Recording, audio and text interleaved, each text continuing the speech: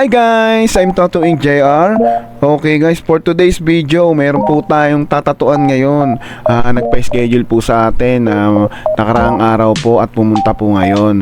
So mag-asawa po sila, ang ipapatato po nila ay yung pangalan ng anak nila. So yun nga guys, couple tattoo nga. Okay, nauuso talaga yung couple tattoo na yan. So ang nakalagay dyan is Elijah Jazz. Okay guys, okay, sa part na yan tinatatuan ko na po yung babae. Siya pa yung nauna, sabi ng kanyang asawa, syempre guys.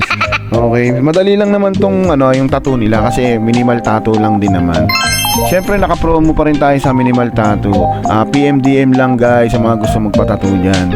At ayun na po, tinatatuan ko po ang kanyang asawa.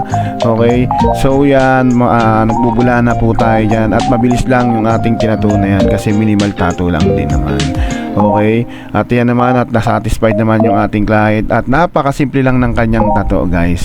Ayan na po ang kanyang outcome.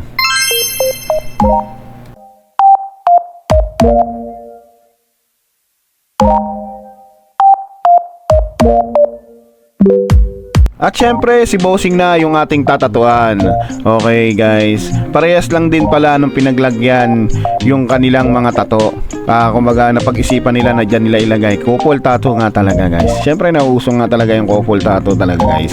Okay, at yung pangalan lang ulit ng nilagay nila is Elijah Jazz, yung pangalan ng anak nila.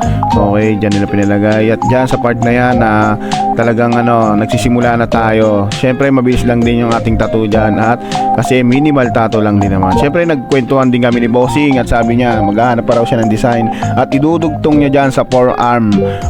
At syempre, basic na basic lang kay Bossing dyan. Tingnan nyo guys, nagsi-cellphone lang dyan si Bossing. Parang wala lang. At sabi niya, parang kagat lang din ng langgam. Syempre, may tattoo na rin siya sa dibdib. Birthday niya, yun ang first tattoo niya. Roman numeral ata yun.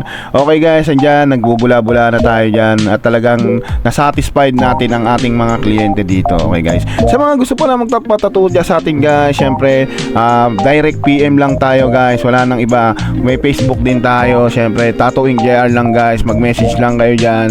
At syempre, kung may mga design na kayo, isend nyo na rin sa akin para mapag-usapan natin at mapresyohan natin. Okay guys, hanggang dito na lamang yung ating video. Maraming salamat and God bless you all.